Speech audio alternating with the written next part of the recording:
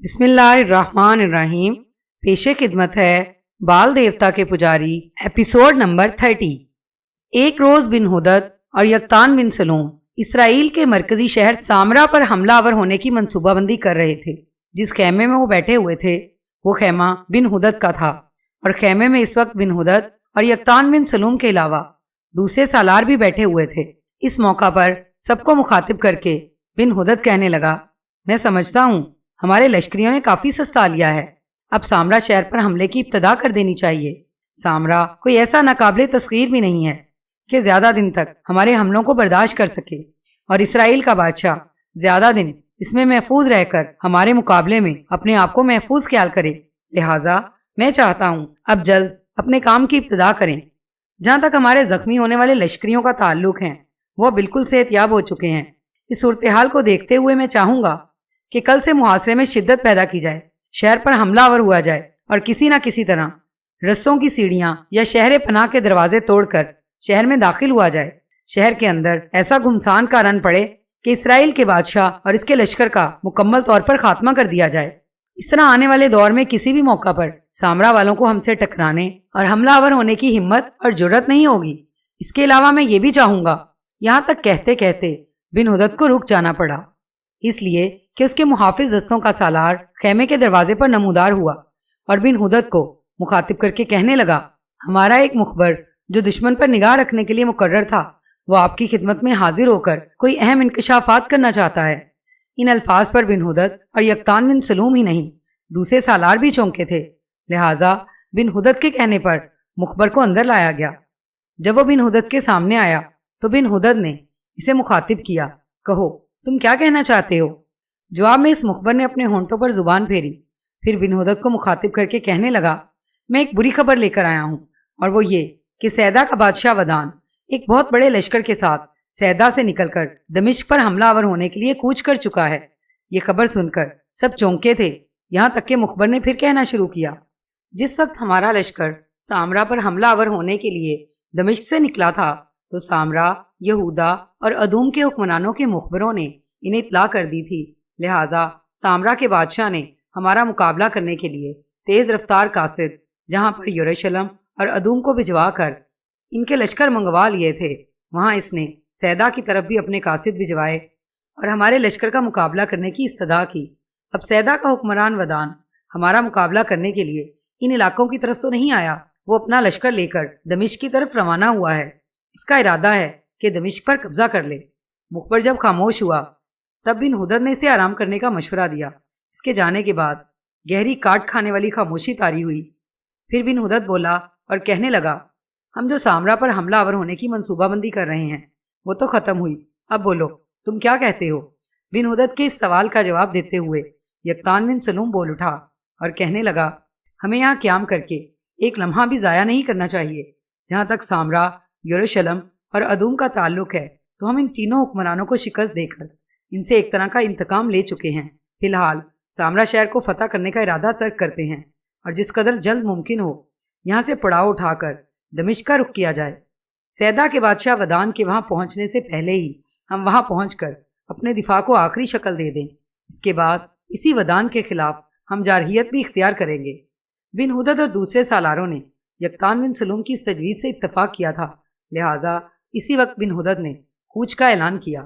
آنن فانن خیموں اور سامان کو سمیٹ کر بار برداری کے جانوروں پر لاد دیا گیا۔ سامرا، یروشلم اور ادوم کے حکمرانوں کو جو شکست دی تھی اس کے نتیجے میں جو مال غنیمت ملا تھا وہ بھی جانوروں پر لادا گیا۔ جو جانور ان کے پڑاؤ سے ملے تھے اور اس سامان کو جو بن ہدد اپنے لیے بیکار خیال کرتا تھا پھینک دیا گیا، تاکہ دمشق کی طرف جانے کے لیے رفتار سست نہ رہے۔ مورخین کا کہنا ہے کہ جس وقت سامرا کا محاصرہ ترک کر کے بن ہدد دمشق کی طرف چلا گیا، وہ بوجھ ہلکا کرنے کے لیے جو سامان اور برتن وہ پھینک کر چلا گیا وہ سامرا کے لوگوں نے شہر سے نکل کر چننے شروع کر دیے، اور انہوں نے سکھ کا سانس لیا تھا کہ دمشق کا بادشاہ بن ہدد ان کا محاصرہ ترک کر کے واپس چلا گیا ہے۔ بن ہدد اور یکتان بن سلوم نے اپنے سالاروں اور لشکر کے ساتھ اس قدر تیزی اور برق رفتاری سے سفر کیا تھا کہ وہ دمشق کے قریب جا پہنچے۔ دوسری طرف سیدا کے حکمران کو جب خبر ہوئی کہ سامرا، یروشلم اور ادوم تینوں کے حکمرانوں کو بدترین شکست دینے کے بعد بن ہدد دمشق کی طرف چلا گیا ہے، تو خوف کے مارے اس کے رونگٹے کھڑے ہو گئے تھے۔ اس نے پیش قدمی ترک کر دی اور واپس اپنے مرکزی شہر سیدا کی طرف چلا گیا تھا۔ دمشق کے قریب پہنچ کر حسب سابق بن ہدد نے مال غنیمت کی صورت میں ملنے والے سامان کا بڑا حصہ یقطان بن سلم کے حوالے کر دیا تھا، اور جس وقت بن ہدد دمشق کے قریب ایک چوراہے پر پہنچا تو اس نے اپنے لشکر کو روک دیا، کیونکہ وہاں سے ایک راستہ جبل کاسیون کی طرف جاتا تھا، جس کے دامن میں یقطان بن سلم کے قبیلے نے پڑاؤ کیا ہوا تھا، اور دوسرا راستہ دمشق شہر کے جنوبی دروازے کو جاتا تھا۔ اس چوراہے پر رک کر بن ہدد نے یقطان بن سلم کو اپنے قریب بلایا، پھر اپنے گھوڑے کی بڑی خرجین کے اندر سے چھوٹی چمڑے کی ایک خرجین نکالی اور اسے یقطان بن سلم کو تھماتے ہوئے کہنے لگا، بیٹے یہ اپنے پاس رکھو، یہ میری طرف سے تمہارے لیے تحفہ ہے۔ یقطان بن سلم نے بن ہدد کے کہنے پر چمڑے کی وہ خرجین لے لی، اسے کھولے بغیر بولا، اس میں کیا ہے؟ بن ہدد مسکرایا اور کہنے لگا، ذرا اسے کھولو۔ یقطان بن سلم نے اس خرجین کا منہ کھولا تو اس میں انتہائی قیمتی زیورات اور جواہرات تھے۔ تھوڑی دیر تک یقطان بن سلم ان کا جائزہ لیتا رہا، پھر بن ہدد کی طرف دیکھتے ہوئے کہنے لگا، میں ان چیزوں کا کیا کروں گا؟ یہ تو آپ کو زیب دیتے ہیں، یہ آپ اپنے پاس رکھیں۔ بن ہدد نے مسکراتے ہوئے پہلے نفی میں گردن ہلائی، پھر کہنے لگا، میرے بیٹے تم سادے کے سادے ہی رہو گے، اب خانہ بدوشی کا طرز عمل کم کرو، تمہاری شادی ہو چکی ہے، تمہاری بیوی سامرا کے سابق بادشاہ اخیاب کی بیٹی ہے، جو چیزیں میں نے تمہیں دی ہیں یہ تمہاری بیوی کے کام آئیں گی، اس لیے کہ اب وہ میری بیٹی ہے۔ یہ خرجین مجھے میرے ایک چھوٹے سالار نے دی تھی، جس وقت دشمن بھاگا تھا تو یہ خرجین اسے ملی تھی، اس نے اس خرجین کو کھول کر دیکھا نہیں، ویسے کی ویسے میرے حوالے کر دی۔ میں نے اسے کھول کر دیکھا، اسی وقت میں نے ارادہ کر لیا کہ یہ خرجین میں تمہیں دوں گا تاکہ تم اسے میری بیٹی ایمن کو تحفے کے طور پر پیش کرو۔ میرے خیال میں جو کچھ کہنا چاہتا ہوں تم سمجھ گئے ہوگے۔ یقطان بن سلم مسکرا دیا، کہنے لگا، میرے پاس الفاظ نہیں۔ یقطان بن سلم کو رک جانا پڑا، اس لیے کہ بن ہدد مسکراتے ہوئے کہنے لگا، اب تم یہ کہو گے کہ میرے پاس الفاظ نہیں جنہیں استعمال کر کے شکریہ ادا کروں۔ تمہیں شکریہ ادا کرنے کی ضرورت ہی نہیں ہے، تم میرے بیٹے ہو، اور تمہیں شکریہ ادا کرنے کے لیے الفاظ ڈھونڈنے کی ضرورت بھی نہیں ہے۔ یہاں تک کہنے کے بعد بن ہدد رکا، پھر کہنے لگا، اب تم اپنے لشکر کو لے کر اپنے قبیلے میں جاؤ، 7 دن بعد یہاں سے سیدا کی طرف کوچ کیا جائے گا۔ اب ہمارے دل کی لو پر سیدا کے حکمران ودان کے 2 گنا رقم ہو گئے ہیں۔ پہلا یہ کہ اس کے سپہ سالار گنتی ایل نے 2 بار تم لوگوں سے زیادتی کی، ایک بار تمہارے قبیلے میں گھس کر ایمن، اس کی ماں اور بھائی کو پکڑ کر لے گیا، اور دوسری بار اس کے دستوں نے تمہارے لشکریوں پر حملہ آور ہو کر تمہیں نقصان پہنچایا اور انیرا جیسی لڑکی کا خاتمہ ہو گیا۔ لہٰذا اس سے ان 2 گناہوں کا ایسا انتقام لیں گے کہ آنے والے دور میں وہ کبھی ہم پر حملہ آور ہونے کے متعلق سوچ نہیں پائیں گے۔ یقطان بن سلم نے اس سے اتفاق کیا۔ اس کے بعد بن ہدد شہر کی طرف، یقطان بن سلم جبل کاسیون کی طرف روانہ ہوا تھا۔ چونکہ فتح کی یہ خبر پہلے سے پہنچ چکی تھی، لہٰذا پہلے ہی کی طرح شاندار انداز میں اس کا استقبال کیا گیا۔ اس موقع پر جبکہ قبیلے کے سارے لوگ اپنے لشکر کے استقبال کو امڑ آئے تھے، قبیلے کا سردار زومنس، اس کا بیٹا جرار اور کچھ حمایدین یقطان بن سلم کے گرد جمع ہوئے۔ پہلے سب گلے لگا کر یقطان بن سلم کو ملے، پھر زومنس بے پناہ خوشی کا اظہار کرتے ہوئے کہنے لگا، ابن سلم میرے بیٹے، اس موقع پر میں تمہیں 2 کاموں کی خوشخبری دوں گا۔ پہلی یہ کہ بن ہدد کے ساتھ مل کر تم نے اپنے لشکریوں کے ہمراہ اپنے دشمنوں کو بدترین شکست دی ہے، اور دوسری خوشخبری یہ کہ بن ہدد نے جبل کاسیون کے دامن میں جو ہمارے قبیلے کے لیے رہائش گاہیں بنانا شروع کی تھیں وہ مکمل ہو چکی ہیں، اور چند دن بعد بن ہدد کا بیٹا ہزائیل اپنے کچھ سرکردہ لوگوں کے ساتھ ہمارے ہاں آیا تھا، اور یہاں جمع ہونے والے سارے لوگوں کو اپنے ساتھ لے گیا، اور قبیلے کے ہر گھرانے کو ایک ایک گھر دے دیا گیا ہے۔ لیکن ابھی تک کوئی بھی نئی رہائش گاہوں میں اس لیے منتقل نہیں ہوا کہ ہم سب نے مل کر یہ ارادہ کیا تھا کہ جب تم اپنی مہم سے فارغ ہوگے تب ہم نئے گھروں میں منتقل ہوں گے۔ زومنس جب خاموش ہوا تب غور سے اس کی طرف دیکھتے ہوئے یقطان بن سلم کہنے لگا، کیا آپ کا مستقل طور پر جبل کاسیون میں آباد ہونے کا ارادہ ہے؟ مسکراتے ہوئے زومنس نے نفی میں گردن ہلائی، پھر کہنے لگا، ایسا تو سوال ہی پیدا نہیں ہوتا، اس لیے کہ ہم خانہ بدوش، شاہراہوں کو ناپنے، ایک شہر سے دوسرے شہر جانے، لمبی مسافت طے کرنے کے عادی ہیں۔ ہم ایک لمبی مدت تک کہیں ٹک نہیں سکتے۔ ہمارا خانہ بدوشانہ سفر پہلے کی طرح جاری رہے گا، لیکن شمار کی طرف جانے کے بعد ہم پلٹا کریں گے، تو 1-2 ماہ یہاں اپنی مستقل رہائش گاہوں میں قیام کریں گے۔ اس کے بعد جنوب کی طرف نکل جائیں گے۔ جب جنوب سے واپسی کا سفر کرتے ہوئے شمال کی طرف آئیں گے تب بھی یہاں 1-2 ماہ قیام کر لیا کریں گے، کیونکہ بن ہدد ہمارے ساتھ مخلص ہے۔ اس نے بڑے خلوص کے ساتھ ہمارے لیے یہ رہائش گاہیں تعمیر کرائی ہیں، لہٰذا ان رہائش گاہوں میں ہم اپنا بھاری بھرکم سامان رکھا کریں گے۔ ہلکا پھلکا سامان لے کر شمال سے جنوب اور جنوب سے شمال کی طرف سفر جاری رکھیں گے، اور پہلے کی طرح ایک شہر سے دوسرے شہر تک مال بیچ کر نفع حاصل کریں گے اور اپنے قبیلے کے اخراجات پورے کریں گے۔ اس کے علاوہ ہمارے پاس اس قدر جانور ہیں کہ مستقل طور پر دمشق کے نواح کی چراگاہیں ان جانوروں کے لیے پوری نہیں ہو سکتی، جن کی بنا پر ہم اپنی خانہ بدوشانہ زندگی ترک نہیں کر سکتے۔ بیٹے، آج کا دن بالکل آرام کرو، لشکریوں کو بھی آرام کرنے دو۔ میں چاہتا ہوں کل تم اپنی نگرانی میں سارے قبیلے کے لوگوں کو نئی رہائش گاہوں کی طرف منتقل کرو۔ بن ہدد کے حکم پر تمہاری اور میری رہائش گاہیں وسط میں رکھی گئی ہیں تاکہ ہم اپنے لوگوں سے اور لوگ ہم سے رابطہ قائم کر سکیں۔ یہاں تک کہنے کے بعد زومنس رک گیا، اپنے سامنے ذرا فاصلے پر دیکھتے ہوئے مسکراتا رہا، پھر یکتان بن سلوم کو مخاطب کر کے کہنے لگا، یہ پیچھے دیکھو، ذرا فاصلے پر ایمن کھڑی ہے، تمہارا انتظار کر رہی ہے۔ بیٹے، اسے لے کر اپنے خیمے میں جاؤ، آرام کرو، کل اپنے کام کی ابتدا کریں گے۔ اس پر زومنس کو مخاطب کرتے ہوئے یکتان بن سلوم کہنے لگا، آپ قبیلے کے سارے لوگوں اور لشکریوں کے ساتھ مل کر یہ مال غنیمت لوگوں میں تقسیم کریں۔ اس میں اناج کے ڈھیر زیادہ ہیں، اس کے علاوہ بھی ضروریات کا سامان ہے اور اس سے ہمارے قبیلے کو خوب فائدہ ہوگا۔ یکتان بن سلوم کے ان الفاظ کے جواب میں زومنس نے مسکراتے ہوئے اسبات میں گردن ہلائی، پھر یکتان بن سلوم کو مخاطب کر کے کہنے لگا، تم ایمن کو لے کر جاؤ بیٹے، تمہارا حصہ تمہارے خیمے میں پہنچ جائے گا۔ یکتان بن سلوم پیچھے ہٹا، ایمن کے پاس آیا۔ ایمن نے بڑے خوشکن انداز میں اسے کامیابی پر مبارکباد دی، پھر دونوں میاں بیوی اپنے خیمے کی طرف گئے جہاں دونوں نشستوں پر بیٹھ گئے۔ تب ایمن کہنے لگی، آپ تھکے آ رہے ہوں گے، نہا کر لباس تبدیل کریں، میں اتنی دیر تک آپ کے لیے کھانا تیار کرتی ہوں۔ یکتان بن سلوم نے اپنے لباس کے اندر سے وہ چرمی خرجین نکالی جو بن ہدد نے اسے دی تھی، اور وہ چرمی خرجین اس نے ایمن کی گود میں رکھ دی تھی۔ ایمن نے ایک نگاہ خرجین پر ڈالی، پھر اس کی نگاہیں یکتان بن سلوم پر جم گئی، کہنے لگی، اس میں کیا ہے، کھول کر دیکھ لو۔ یکتان بن سلوم نے مسکراتے ہوئے کہا تھا۔ ہلکے ہلکے تبسم میں ایمن نے جب خرجین کا منہ کھولا تو ایک دم یکتان بن سلوم نے خرجین اس کے ہاتھ سے لے کر اس کی گود میں الٹ دی تھی۔ خرجین سے جو سامان نکلا تھا اسے دیکھ کر ایمن دنگ رہ گئی تھی۔ کچھ دیر تک ان جواہرات اور ان قیمتی زیورات کا وہ جائزہ لیتی رہی، پھر سوالیہ سے انداز میں یکتان بن سلوم کی طرف دیکھتے ہوئے کہنے لگی، یہ کہاں سے آئے؟ ایمن کے اس سوال پر یکتان کہنے لگا، یہ جنگ کے دوران بن ہدد کے ہاتھ لگے اور اس نے مجھے دے دیے، اور اس نے یہ بھی کہا تھا کہ ایمن اب میری بیٹی ہے اور یہ اسے تحفے میں دیے جانے چاہیے۔ کچھ دیر تک ایمن بڑے غور اور خوشی سے سب چیزوں کا جائزہ لیتی رہی، یہاں تک کہ کچھ سوچتے ہوئے اس نے یکتان کو مخاطب کیا، کیا ہمارے دشمنوں کے لشکر میں عورتیں بھی شامل تھیں؟ یکتان نے اس بات میں گردن ہلائی اور کہنے لگا، کافی عورتیں شامل تھیں جو اپنے لشکریوں کا حوصلہ بڑھا رہی تھیں، رزمیاں گیت گا کر انہیں جنگ پر اکسا رہی تھیں۔ ایمن نے پھر سوچا اور کہنے لگی، میرے خیال میں یہ زیورات میرے سوتیلے بھائی کی بیوی لے کر آئی ہوگی اور وہ جنگ میں شامل ہوگی، اس لیے کہ ان دنوں میرا سوتیلا بھائی اسرائیل کی مملکت کا حکمران ہے۔ یہ سارے زیور کبھی میرے باپ نے میری ماں کے لیے بنوائے تھے، اور جب ہم تینوں وہاں سے بھاگے تو یہ زیورات میرے خیال میں میرے باپ نے میرے سوتیلے بھائی کی بیوی کو دے دیے ہوں گے۔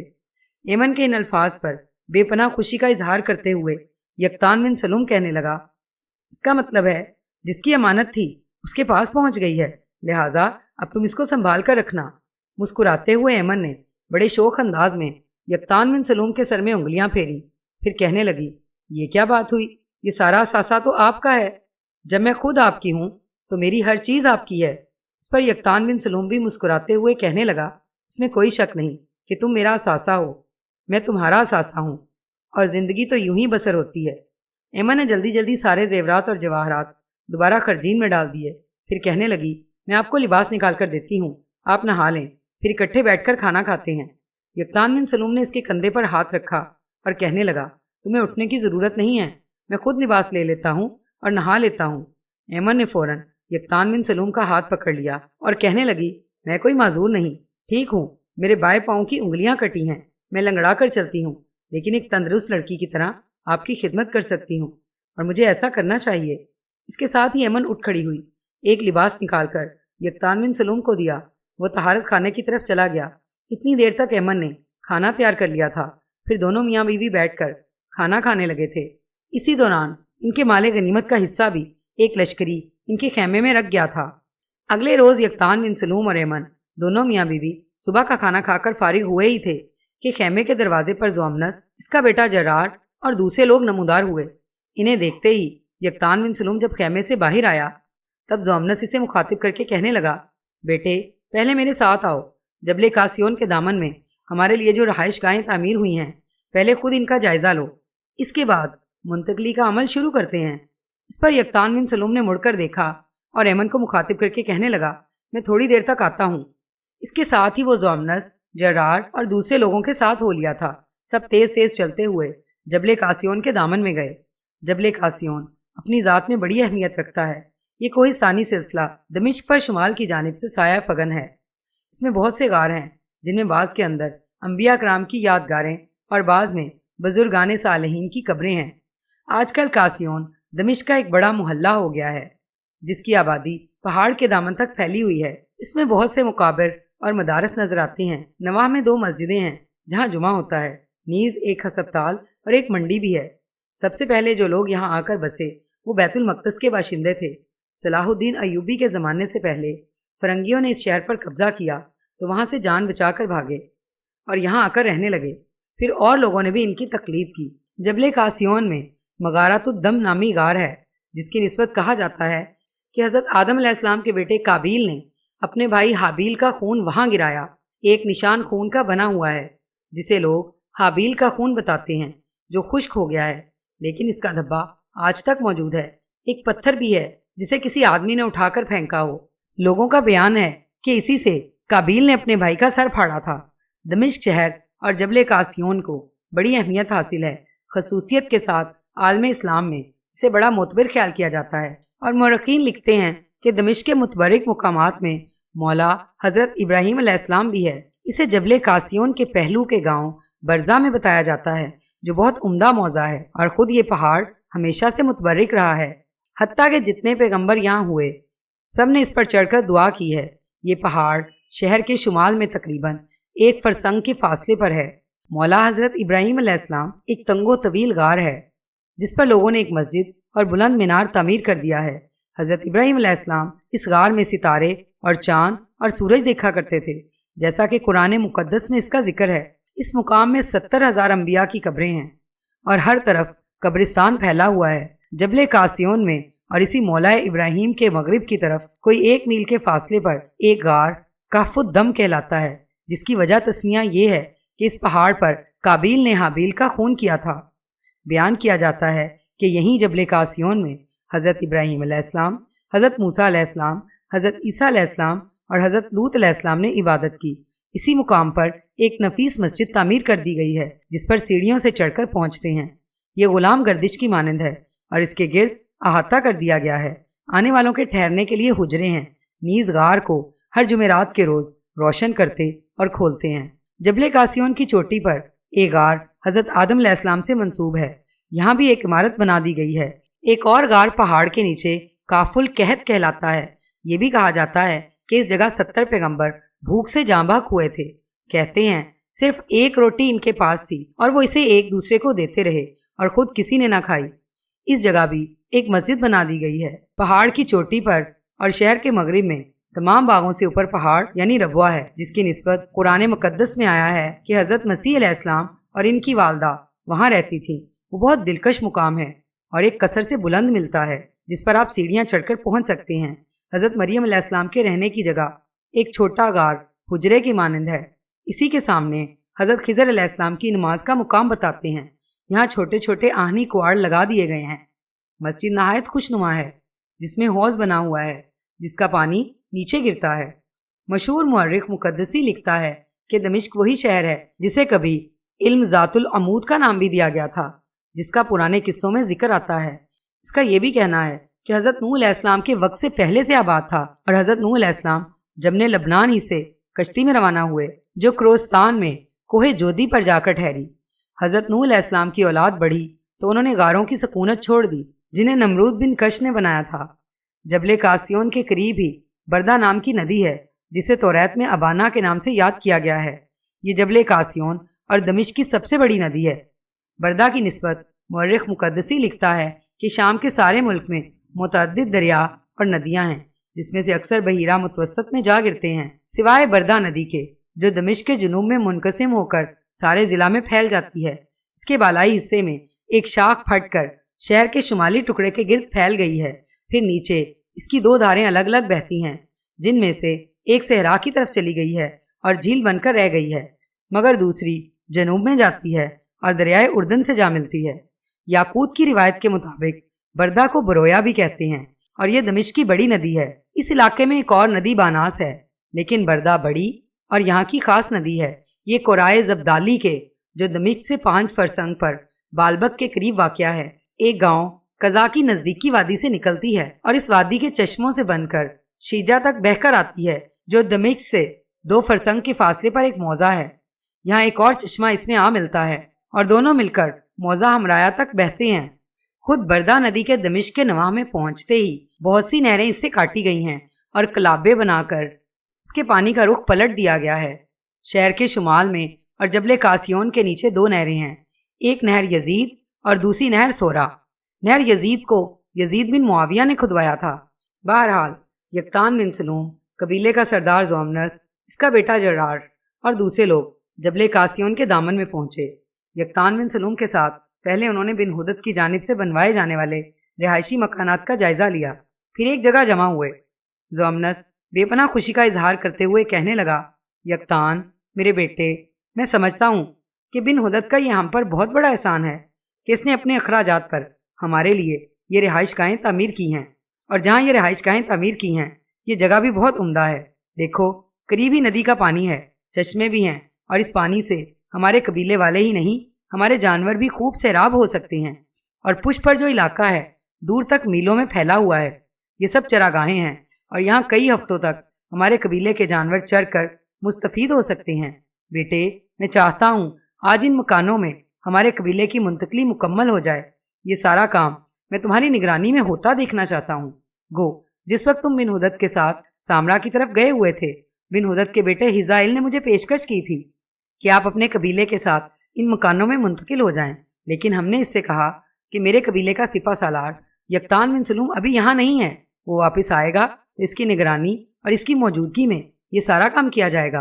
अब तुमने सारी रहाइशगाहें देख ली हैं, पानी का इंतजाम भी तुम देख चुके हो, और दाएं जानिब जो खुला मैदान है वहाँ बिन हुदद के बेटे हिजाइल ने छप्पर भी तामीर कर दिए हैं।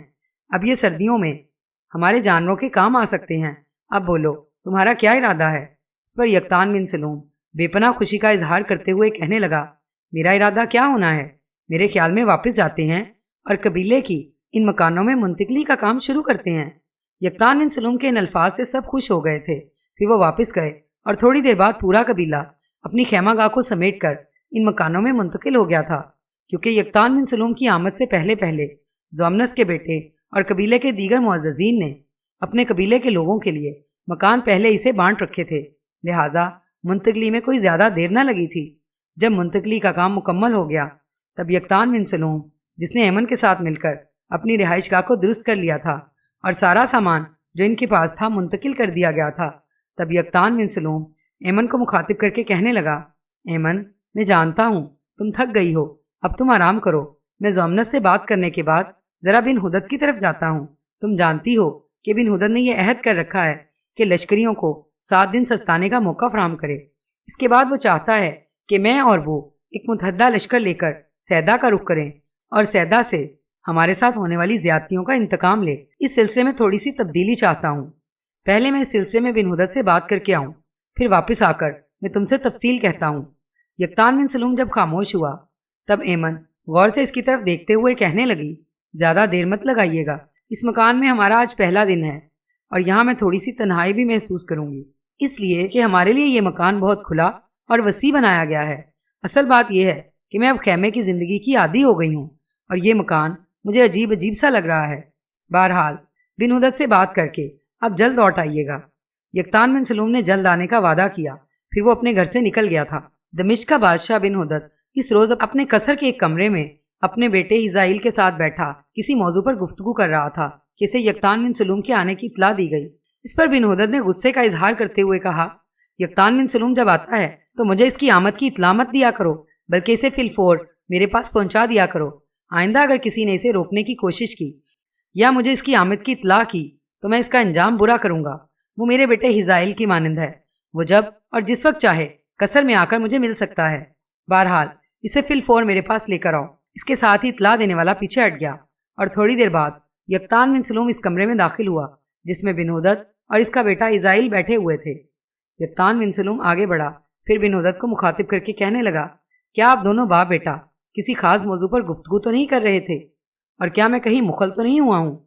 یقطان بن سلوم کے ان الفاظ کے جواب میں بن ہدد نے کھورنے کے انداز میں اس کی طرف دیکھا، پھر کہنے لگا، بیٹے یہ تم کس قسم کی گفتگو کر رہے ہو؟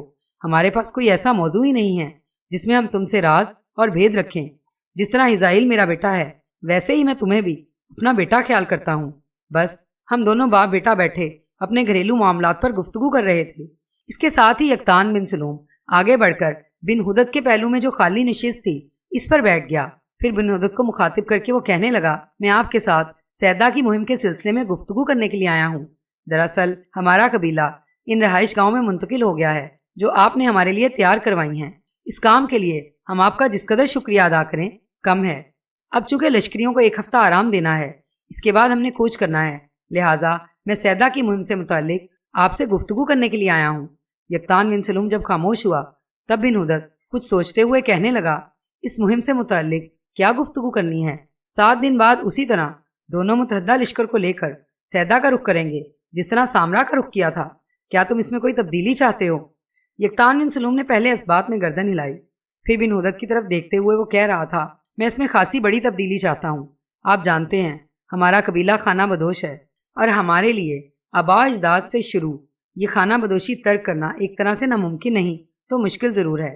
نئی رہائش گاہوں میں منتقل ہونے کے بعد جو فیصلہ ہمارے قبیلے کے سردار ضوامنس اور دوسرے سرکردہ لوگوں کی موجودگی میں ہوا ہے وہ یہ ہے کہ جب ہم ایک شہر سے دوسرے شہر کے ساتھ سامان کا لین دین کرتے انتہائی شمال کی جانب جائیں گے تو واپسی میں 2 ماہ تک ان رہائش گاہوں میں قیام کیا کریں گے، اور جب انتہائی جنوب کی طرف سے نکل جائیں گے یعنی دریائے نیل کے ڈیلٹا سے بھی آگے تو وہاں سے واپسی پر بھی 2 مہینے ہمارا قبیلہ ان رہائش گاہوں میں قیام کیا کرے گا۔ اس کے بعد شمال کی طرف نکل جایا کریں گے۔ دراصل یہاں قیام کے دوران ہم نے جو اندازہ لگایا ہے اس کے مطابق جبل کاسیون اور اس کے گرد و نواح میں جس قدر چراگاہیں ہیں وہ ہمارے جانوروں کے لیے لگ بھگ 2 ماہ کے لیے کافی ہوتی ہیں۔ لہٰذا جب ہم شمال کی طرف نکل جائیں گے تو ہماری غیر موجودگی میں وہ چراگاہیں پھر تیار ہو جائیں گی، اور پھر جنوب کی طرف نکلیں گے تو واپسی پر چراگاہیں تیار ہوں گی اور ہم اس سے مستفید ہو جائیں گے۔ ہم نے چونکہ شمال اور جنوب کی طرف سفر کرتے ہوئے سیدہ کے شہر کے پاس سے گزرنا ہوتا ہے، لہٰذا سیدہ کے حکمران سے کسی طریقے کسی ڈھنگ سے نپٹا جائے گا۔ اگر ہم اپنے لشکر کو لے کر اسی طرح سیدہ کی طرف کوچ کریں جس طرح ہم نے سامرا کی طرف کوچ کیا ہے تو یہ طریقہ کار آج نہیں تو کل اور آنے والے دنوں میں ہمارے قبیلے کے لیے سخت نقصان کا باعث بھی بن سکتا ہے، اس لیے کہ ہمارا متحدہ لشکر ایک بار سیدہ کے حکمرانوں کو بدترین شکست دے کر ان پر غالب آ جاتا ہے تو پھر کوئی نہ کوئی وقت ایسا آئے گا کہ سیدہ کا حکمران کوئی مناسب موقع جان کر اپنی عسکری قوت کو ہمارے خلاف استعمال کرے اور ہمارے لیے نقصان کا باعث بنے۔ یقطان بن سلوم کو رک جانا پڑا، اس لیے کہ بیچ میں بن ہدد بولتے ہوئے کہنے لگا، اگر یہ معاملہ ہے تو تم خود ہی کہو کیا کہتے ہو؟ یقطان بن سلوم نے اپنے ہونٹوں پر زبان پھیری، پھر بن ہدد کی طرف دیکھتے ہوئے وہ دوبارہ کہہ رہا تھا، میں چاہتا ہوں 2-3 دن تک کچھ ہمارے قبیلے کے اور کچھ آپ کے مخ پر سیدہ کی طرف پھیل جائیں اور یہ خبر مشہور کر دیں کہ کنانیوں کا خانہ بدوش قبیلہ جنوب کی طرف سے سفر کرتا ہوا شمال کی طرف جا رہا ہے اور وہ سیدہ کے پاس سے گزرے گا۔ سیدہ کے حکمران ودان اور اس کے سپہ سالار گنتی ایل کو جب یہ خبر ملے گی تب سیدہ کا حکمران ودان چاہے یا نہ چاہے لیکن گنتی ایل ضرور ہمارے خلاف کارروائی کرنے کے لیے ودان کو ابھارے گا، چنانچہ وہ بھی اپنے مخبر پھیلائیں گے اور ہمارا محلے کو جاننے کی کوشش کریں گے، پھر کسی مناسب جگہ ہمارے قبیلے کو روکیں گے اور ہم سے ٹکرائیں گے اور ہم پر حملہ آور ہو کر ہمیں نقصان پہنچانے کی کوشش کریں گے۔ یقطان بن سلوم کو پھر رک جانا پڑا، اس لیے کہ بن ہدد بیچ میں انتہائی غصے اور غضبناکی میں بول اٹھا، ان کی ایسی تیسی کہ وہ تمہیں یا تمہارے قبیلے والوں کو نقصان پہنچائیں۔ یقطان بن سلوم مسکرایا اور کہنے لگا، میں نے ابھی اپنی گفتگو مکمل نہیں کی۔ میں چاہتا ہوں کہ جب ہمارا قبیلہ جنوب سے شمال کی طرف سفر کرے تو آپ اپنے لشکر کے ساتھ ہمارے ساتھ سفر نہ کریں بلکہ ہٹ کر رہیں، ایک فاصلہ رکھیں۔ اس طرح سیدہ والوں کو یہ یقین ہو جائے گا کہ صرف ہمارا خانہ بدوش قبیلہ شمال کی طرف سفر کر رہا ہے۔ جب وہ ہماری راہ روکیں گے تو میں اپنے جنگجوؤں کے ساتھ ان سے ٹکراؤں گا۔ وہ اس ٹکراؤ کو بڑا آسان لیں گے، اس لیے کہ ان کے مقابلے میں ہمارے جنگجوؤں کی تعداد بہت کم ہوگی، اور وہ یہ خیال کریں گے کہ وہ بہت جلد ہم پر قابو پا لیں گے۔ میں جان توڑ کر ان کے حملوں کو روکوں گا۔ اتنی دیر تک آپ اپنی کارروائی کو مکمل کر لیں اور ان سے کسی پہلو یا پشت کی جانب سے حملہ آور ہو جائیں۔ جب ایسا ہوگا تو پھر گھمسان کا رن پڑے گا، اس لیے کہ سیدہ کے لشکر کو فی الفور 2 محاذ کھولنے پڑیں گے، ایک سامنے کی طرف سے، دوسرا اس سمت سے جس سمت سے آپ حملہ آور ہوں گے۔ میں یہ بھی خیال کرتا ہوں کہ جو لشکر ہم پر حملہ آور ہوگا یا ہماری راہ روکے گا، اس کی سالاری یقیناً وہ ان کے سپہ سالار اعلیٰ گنتیل کے پاس ہوگی، اور گنتیل وہی شخص ہے جسے میں قتل کرنا چاہتا ہوں۔ چنانچہ جب ان کے لیے 2 محاذ کھل جائیں گے تو میں دیکھوں گا کہ گنتیل کہاں ہے۔ میں اپنے کچھ دستوں کو متحرک کروں گا، گنتیل کی طرف بڑھوں گا اور ہر صورت میں اس کی گردن کاٹ کر رہوں گا۔ ایسا کرنے کے بعد گنتیل کے لشکر کو کاٹ کر اس کے لشکر کی تعداد خوب کم کی جائے گی۔ اس کے بعد ہم آگے شمال میں نکل جائیں گے اور آپ دمشق کی طرف چلے آئیے گا، اور جب ہم شمال سے جنوب کی طرف آئیں گے تب بھی سیدہ سے دور آپ کی طرف تیز رفتار قاصد بھجوائیں گے۔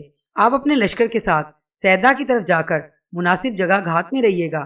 سیدہ کے پاس سے جب ہم گزریں گے، اگر سیدہ والوں نے کوئی مزاحمت نہ کی تو پھر ہمارے لیے یہ شاہراہ محفوظ ہوگی۔ اس کا مطلب ہوگا کہ وہ آنے والے دور میں ہم سے ٹکراؤ نہیں چاہتے، اور اگر انہوں نے ہماری واپسی پر اپنی شکست کا انتقام لینا چاہا تو ان کی حالت وہی ہوگی جو پہلی جنگ میں ہوئی، یعنی ایک طرف سے میں اور دوسری طرف سے آپ ان پر ضرب لگائیں گے، اور ہم اپنی فتح اور کامیابی اور ان کی شکست اور بربادی کو یقینی بنائیں گے۔ یکتان بن سلوم یہاں تک کہنے کے بعد جب خاموش ہوا تب بن ہدد تھوڑی دیر تک مسکراتا رہا، پھر یکتان بن سلوم کی طرف دیکھتے ہوئے کہنے لگا، بیٹے، جو کچھ تم نے کہا ہے یہی مناسب ہے، اسی پر عمل کیا جائے گا، اور میرے خیال میں ایک بار اگر ہم سیدہ کی طاقت اور قوت کو بدترین شکست دینے میں کامیاب ہو گئے تو آنے والے دور میں وہ کبھی تم سے مزاحمت کرنے کی کوشش اور جرت نہیں کریں گے۔ بن ہدد کے خاموش ہونے پر اس کا بیٹا حزائیل بولا اور اپنے باپ کی طرف دیکھتے ہوئے کہنے لگا، اے میرے باپ، آج تک جتنی مہمیں بھی درپیش ہوئیں ان میں آپ ہی لشکر لے کر نکلتے رہے اور مجھے یہاں اپنی سرزمینوں کا نظم و نسق درست رکھنے کے لیے چھوڑتے گئے۔ اب آپ ضعیف ہو چکے ہیں، میں آپ کا بیٹا ہوں، اب آپ کی جگہ میں ان مہموں پر لشکر لے کر نکلوں گا۔ یہ مہم جو میرے بھائی یکتان بن سلوم کو درپیش ہے، اس میں آپ نہیں میں جاؤں گا، اور پھر آپ دیکھیے گا میں اپنے اور یکتان بن سلوم کے دشمنوں کے خلاف کیسی عمدہ اور جان لیوا کارروائی کی ابتدا کرتا ہوں۔ یہاں تک کہنے کے بعد حزائیل رکا، دم لیا، دوبارہ بن ہدد کو مخاطب کر کے کہنے لگا، میں جانتا ہوں یکتان بن سلوم جنگ کا بہترین تجربہ رکھتا ہے، دشمن کو شکست دینے کا فن بھی اس کے پاس ہے، لہٰذا اس کے ساتھ کام کرتے ہوئے میں بھی اس سے بہت کچھ حاصل کرنے میں کامیاب ہوں گا۔ بابا، مجھے امید ہے کہ میرا کہا مانتے ہوئے آپ میری خواہش کا احترام کریں گے اور اس مہم میں مجھے بھیجیں گے، اور خود آپ دمشق میں ہی رہیں گے۔ حزائیل کے ان الفاظ پر کچھ دیر تک بن ہدد توصیفی انداز میں اس کی طرف دیکھتا رہا، پھر کہنے لگا، بیٹے، جو الفاظ تم نے ادا کیے ہیں ان الفاظ نے مجھے خوش کر دیا ہے۔ اگر تم اس مہم پر جانے کی خواہش رکھتے ہو تو میں تمہاری اس خواہش کو رد نہیں کروں گا۔ یقیناً یکتان بن سلوم کے ساتھ رہتے ہوئے تم جنگی امور میں بہت کچھ حاصل کرو گے جو آنے والے دور میں تمہارے کام آئیں گی۔ حزائیل اور بن ہدد کے فیصلے پر یکتان بن سلوم بھی خوش ہو گیا تھا، پھر وہ اٹھ کھڑا ہوا تھا اور بن ہدد کی طرف دیکھتے ہوئے کہنے لگا، اب مجھے اجازت دیں، میں اب جاتا ہوں۔ جو منصوبہ بندی میں چاہتا تھا، میری خوش قسمتی کہ اسے آپ نے تسلیم کر لیا ہے۔ بن ہدد نے یکتان بن سلوم کا بازو پکڑ لیا اور کہنے لگا، بیٹے، دوپہر ہو رہی ہے، اب کھانا کھا کر جانا۔ یکتان بن سلوم مسکرایا اور کہنے لگا، آپ جانتے ہیں میری بیوی ہے اور وہ کھانے پر بڑی شدت سے میرا انتظار کرے گی، لہٰذا میں اسے مایوس نہیں کرنا چاہتا۔ بن ہدد مان گیا اور اسے جانے کی اجازت دے دی۔ اس طرح یکتان بن سلوم جبل کاسیون کی دامن کی طرف ہو لیا تھا۔